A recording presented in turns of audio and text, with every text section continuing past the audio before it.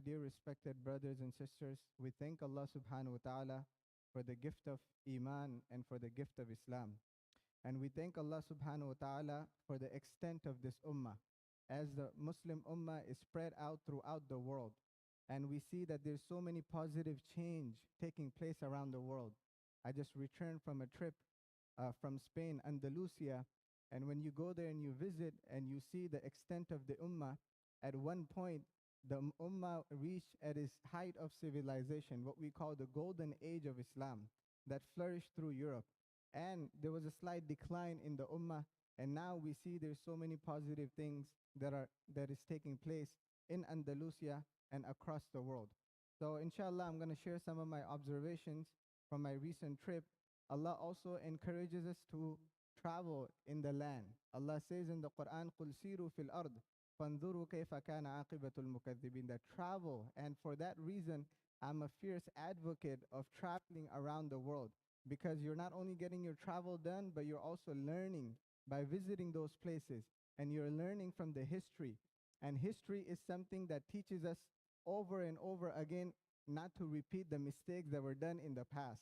As they say, the only thing that we learn from history is that nobody learns from history. The only thing that we learn from history is that nobody learns from history.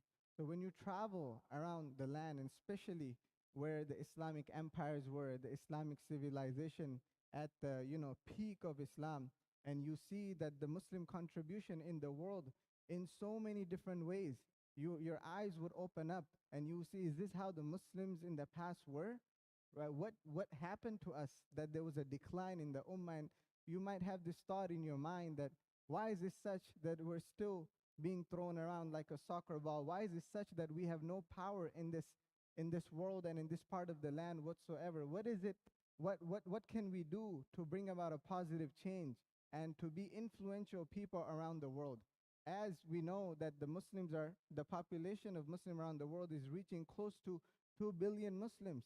And we have so many men, women, children, and youngsters. So what is it that we can do to make a positive contribution so that we can put ourselves back onto the map of the world? My dear respected brothers and sisters, we come to the sunnah of Allah. Allah subhanahu wa ta'ala has certain sunnahs, just like we in science and in so many different subjects, there's sunnahs, there's principles. What goes up must come down. And there's certain sunnahs, there's certain principles that the water freezes at certain temperature.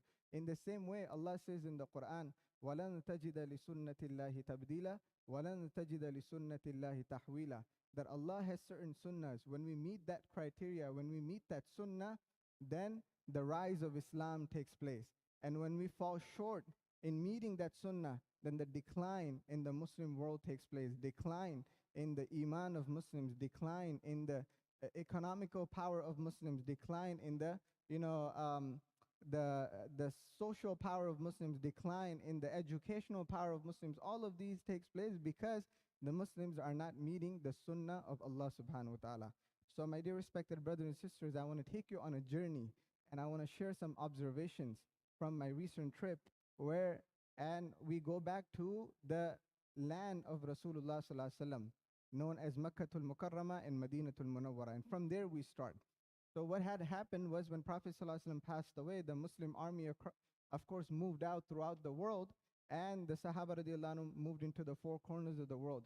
Amr ibn As radiallahu anhu, he took his forces into Bilad Sham. Bilad Sham is what we now know as Syria, Jordan, Egypt, Palestine. So he was conquering all these lands, and he happened to be in North Africa. And Amr ibn As radiallahu anhu, when he took his forces into North Africa, he actually conquered the local people known as Berbers of that area. And these Berbers were such, some of them were hard-headed, some of them were soft-hearted. So those who were soft-hearted, their heart was open for Islam, so they ended up accepting Islam. Those who were hard-headed, they remained and they could not accept Islam. And what had happened was Uqba ibn Nafi radiallahu anhu was part of that army. And we know that Uqba ibn Nafi radiallahu anhu, he actually took his horse when he was conquering North Africa. He actually took his horse into the Atlantic Ocean. And he said, oh Allah, that what was in my power, I did that.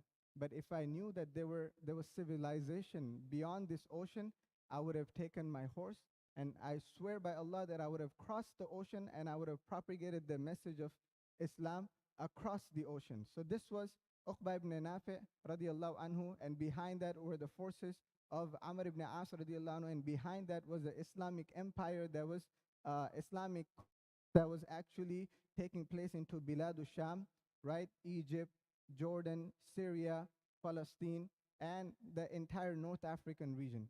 Now, what had happened was when the Berbers were conquered, then the Islamic empire was established there, what we know as Banu Umayyah. The Banu Umayyads were the ones who were ruling from the North African region, and they made an important person their chief of army, who was known as Musa ibn Nusayr. And who was Musa ibn Nusayr? His father Nusayr was the one who was studying Christianity in Syria, in one of the colleges in Syria. And when the Muslim forces moved into Bilad Sham, like I mentioned, that Jordan, Syria, um, and Palestine, and all the entire region, Khalid ibn Walid happened to be in that army. So Khalid ibn Walid and Amr ibn As and the Muslim forces, when they were conquering that region, then Musa ibn Nusayr's father, Nusayr, he was captured. When he was captured, he was taken as a slave, and he came into the portion of Khalid ibn Walid radiallahu anhu. So Khalid ibn Walid radiallahu anhu, he realized the great potential Nusayr had. So he freed Nusayr. And he said that I see a great potential in you. And Nusayr was a Berber, of course, so he went back to North Africa, and he had a son who was born named Musa bin Nusayr. So Musa bin Nusayr, he became the commander-in-chief of Muslim army. So all of these was happening in North African region. Across the ocean into Iberian Peninsula was a empire known as Visigoth, what we call Vandals. And Vandals were very fierce people. They were, they were the ones who had defeated Romans. And the Vandals were ruling the area of Portugal and Spain. So the King Rodriguez was someone who was very zalim. He used to oppress people, heavy tax, taking the honor of women away, so on and so forth. So when the Muslims were gaining power in North Africa, and side by side, in the Iberian Peninsula, the zulm of the King Rodriguez was spreading across the peninsula, then letters were sent to the Muslims of North Africa that by the Christians, and they said that we are the people who want peace, who want justice, who want safety and security. And one of the letters that was sent was by the name of Sutta. And he actually mentioned, he said that my daughter has been arrested unjustly, and her honor is being taken away.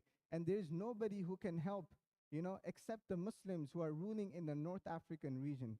So when the letter was received by Musa ibn Nusayr, first he said that we have enough territory, we don't need to invade, we don't need to go into Spain, let's just stick to, what we have. But then later on, the decision was made to invade, and across the ocean. And he made Tariq ibn Ziyad, and he made Tarif ibn Malik, and all these generals that Musa ibn Nusayr handpicked and he chose. He actually sent the army of Muslims of close to 20,000. First it was 12,000, and then the reinforcement was sent. So close to 20,000 versus the Vandals, who were actually trying to protect their territory with the army of 100,000 foot soldiers.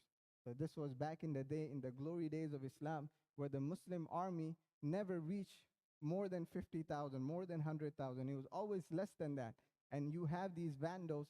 An interesting thing is Vandals, right? The Andalus comes from the word Vandals. Like when we say the mosque is vandalized in America, it's a mosque is vandalized. That's where the word traces back to. That those were the people who were very fierce in terms of fighting, in terms of destroying. They were the ones who had defeated Romans. So they used to vandalize the area. And they had vandalized the Romans. And the Vandals slowly over time became Andalus. And then when the Muslims, it was Arabicized, and then after that it became Al-Andalus. So nonetheless, then the decision was made to invade, and then through, we all know the story that across the ocean, through Gibraltar, the Strait of Gibraltar, Tariq ibn Ziyad, he invaded with the Muslim forces, not to impose heavy taxes, not to, make dhulm against the non-Muslims.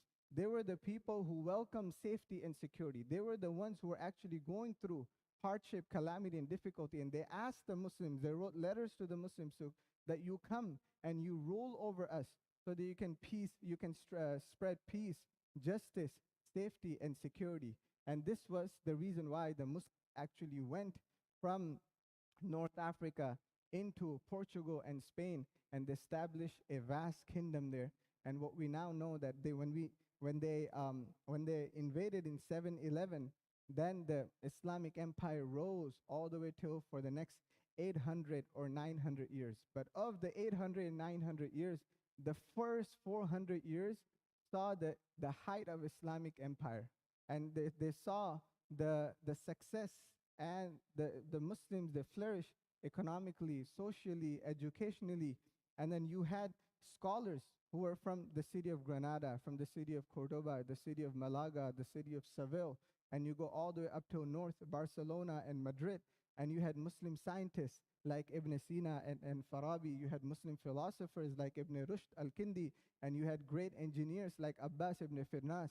What we know that the Wright brothers were the ones who invented the first machine to fly an aircraft, but Abbas ibn Firnas was the one who drew inspiration from flying birds, and he was somebody who created bird-like flying objects, and then he flew himself. So he was the first human, he was the first person or first human being who, successfully flew, and he jumped off from the top of the mountain and he flew. Although, later on his landing was not as good. He broke his leg and he broke his rib and he broke his back. But nonetheless, he, took that inspiration from flying birds, and he, put his mind to it, and he engineered a human aircraft. So, my dear respected brothers and sisters, the first 400 years saw the height of Islamic civilization. The city of Cordoba, was known as the largest city in the world at that time. Paris and London came way later on, 700 years later. But before that, when Muslims invaded, they planted trees, they brought in the water for tahara and wudu, they flourished economically, educationally, they flourished in many different ways. And they built 700 masajid just in the city of Qurtuba. 700 masjids just in the city of Qurtuba. The street lights were lit for 10 miles outside of the city of Qurtuba.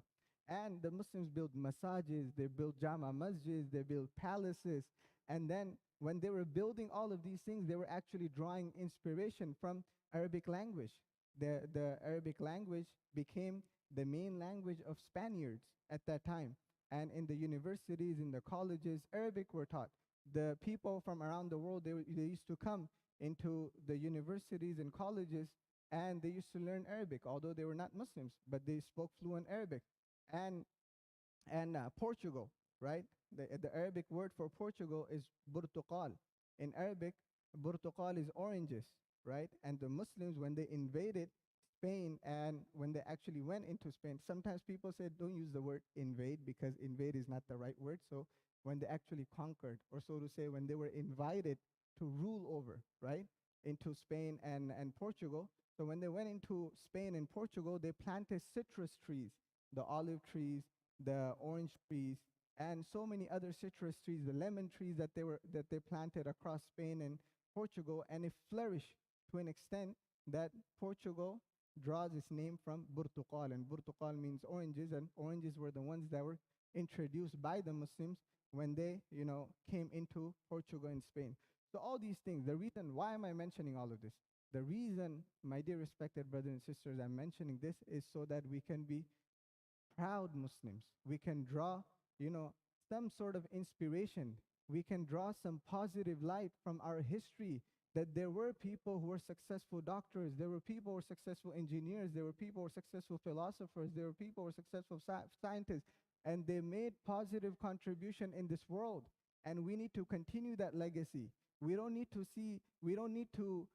be those who focus on negative or just a negative aspect, but let us use that energy and channel it into something that is positive and make ourselves kids and our grandkids and our generations to come and make that niyyah and intention that from my progeny, from my, community, from my family, I will create these type of individuals who will make positive contributions into the world.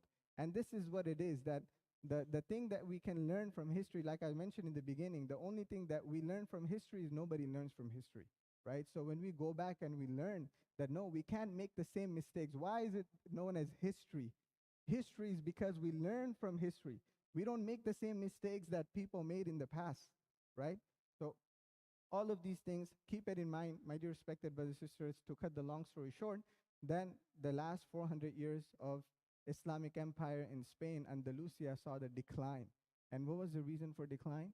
The reason for decline, as Nabi Sallallahu Alaihi Wasallam mentioned, inna likulli ummatin fitna wa fitnatu ummati al-mal, that for every nation there was a trial and tribulation. When my ummah will get into the lavishness, the luxurious life of this world, and the dunya is an end all and be all. The dunya will present itself as a very rosy garden, and those who fall into that will continue to fall into that. And those who realize, like Umar ibn Khattab radiallahu anhu, he asked Ka'b ibn Malik radiallahu anhu, he said that how do I live in this world? You have a giant man like Umar ibn Khattab radiallahu anhu, he's asking a great Sahabi Ka'b ibn Malik, he's asking him that how do I live on the face of this earth? So Ka'b ibn Malik radiallahu anhu said that live on the face of this earth as if you're traveling through thorny trees. And when you're traveling through a thorny valley, what do? You make sure that your clothes don't get stuck into these thorns, right?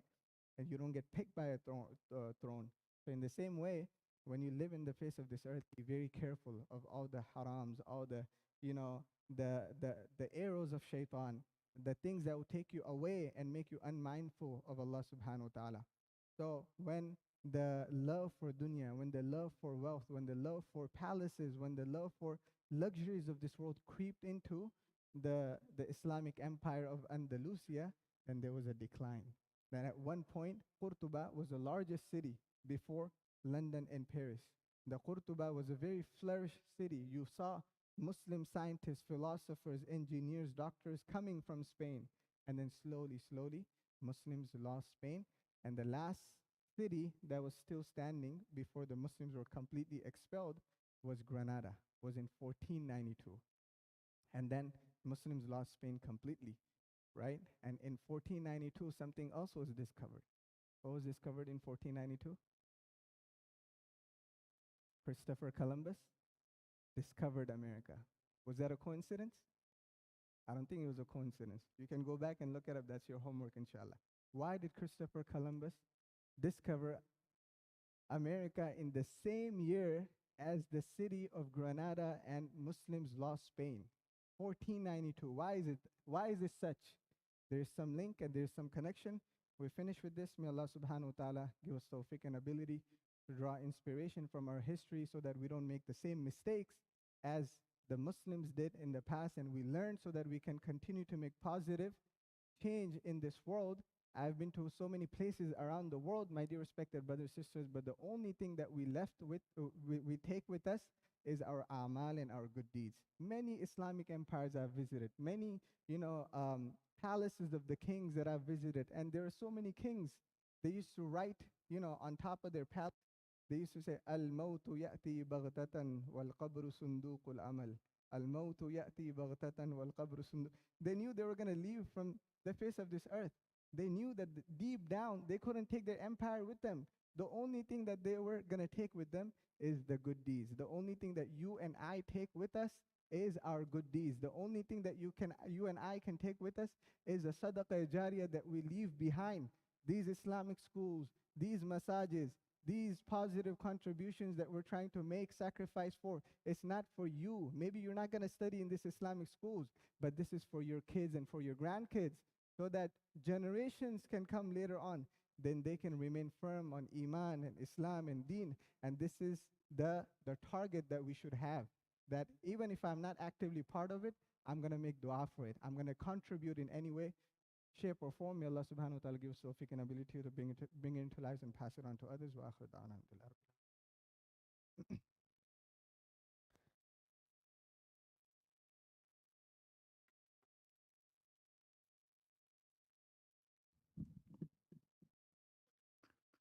الله أكبر الله أكبر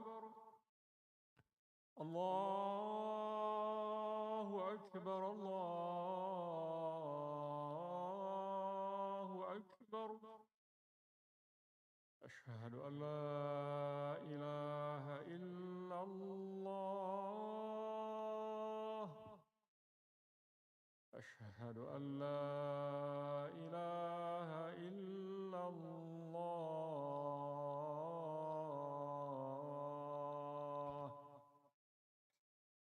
أشهد أن محمدا رسول الله.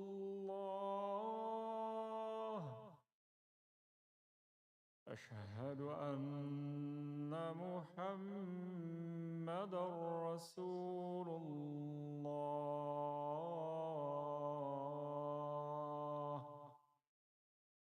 حي على الصلاة.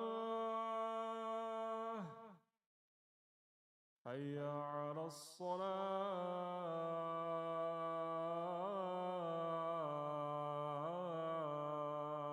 الصلاة. حي على الفلاح.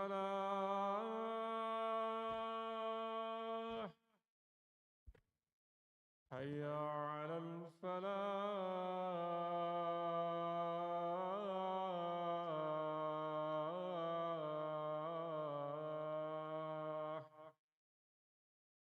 الله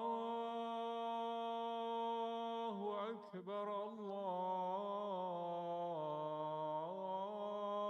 الله أكبر. لا إله إلا الله.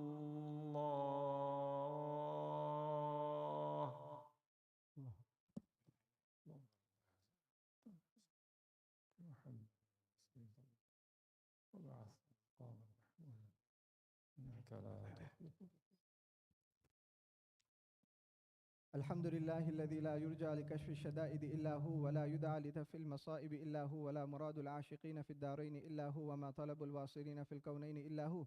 لا واحد ولا ماجد إلا هو، لا حافظ ولا ناصر إلا هو، غافر الذنب وقابل التوب شديد العقاب ذي الطول، لا إله إلا هو.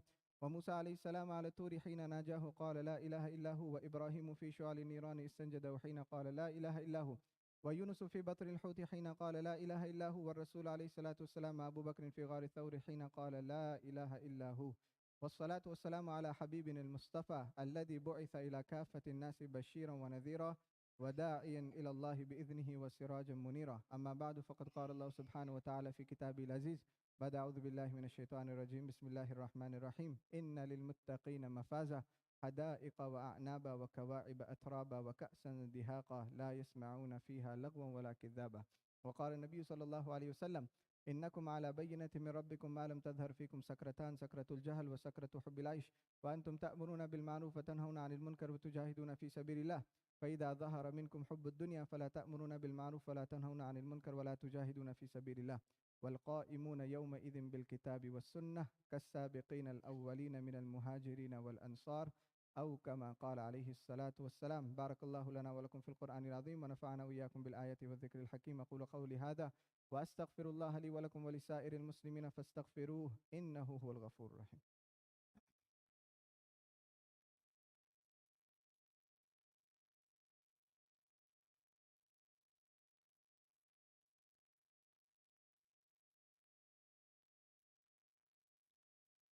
الحمد لله نحمده ونستعينه ونستغفره ونؤمن به ونتوكل عليه، ونعوذ بالله من شرور أنفسنا ومن سيئات أعمالنا.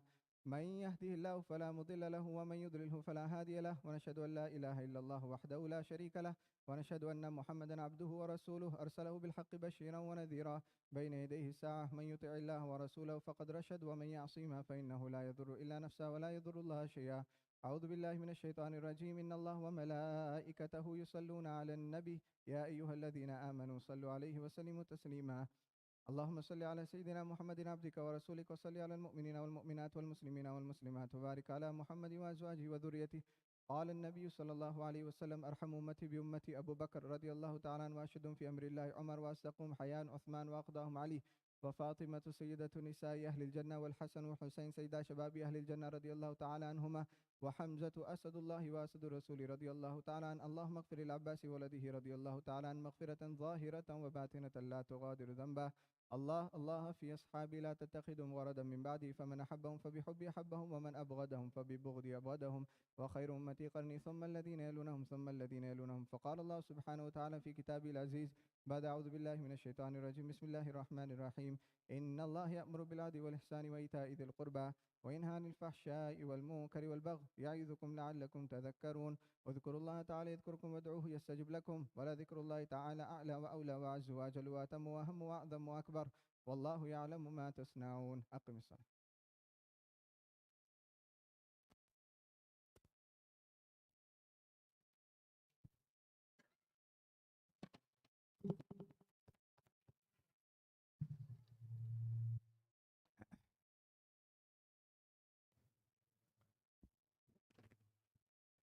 الله أكبر الله أكبر. أشهد أن لا إله إلا الله. أشهد أن محمد رسول الله. حي على الصلاة حي على الفلاح. قد قامت الصلاة قد قامت الصلاة. الله أكبر الله أكبر. لا إله إلا الله.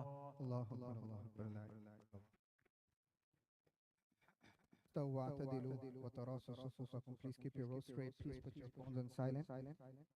And please in front of you, inshallah. Allahu Akbar.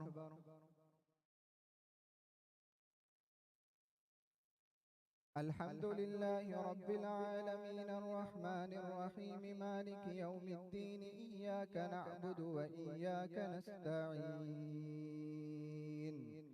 اهدنا الصراط المستقيم صراط الذين أنعمت عليهم غير المغضوب عليهم ولا الضالين.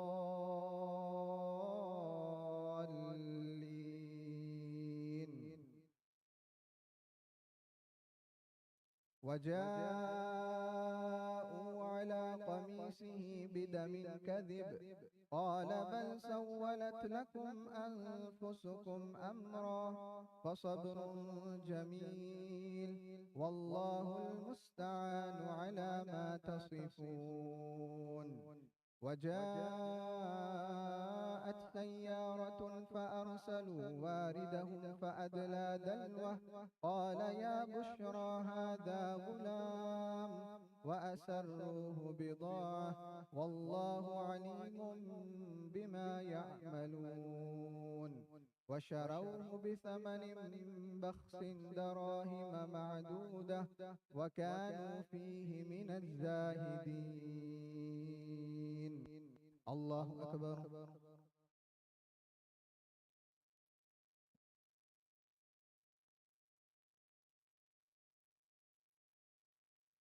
سمع الله لمن حمده. الله أكبر.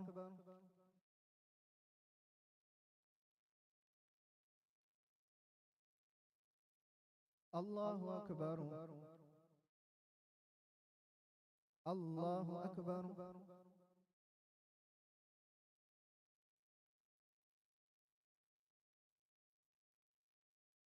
الله أكبر.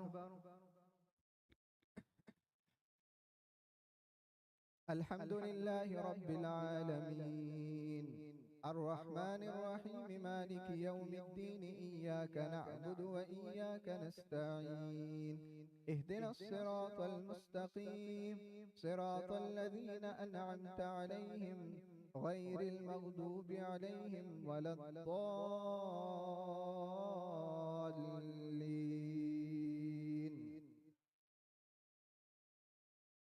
وقال الذي اشتراه من مصر لامرأته أكرمي مثواه عسى أن ينفعنا أو نتخذه ولدا وكذلك مكنا ليوسف في الأرض ولنعلمه من تأويل الأحاديث والله غالب على أمره ولكن أكثر الناس لا يعلمون ولما بلغ أشده آتيناه حكما وعلما وكذلك نجزي المحسنين. الله أكبر.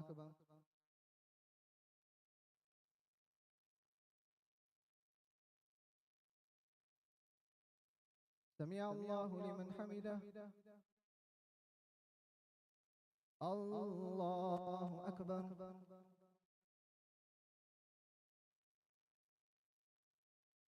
الله أكبر. الله أكبر.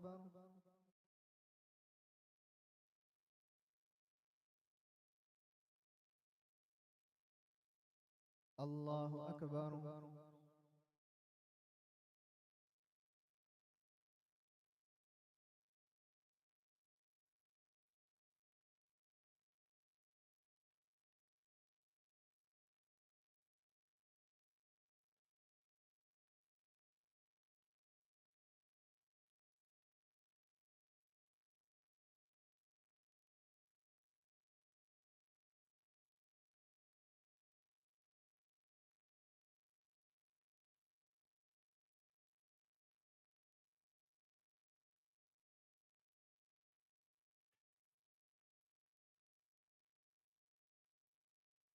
السلام عليكم ورحمة الله.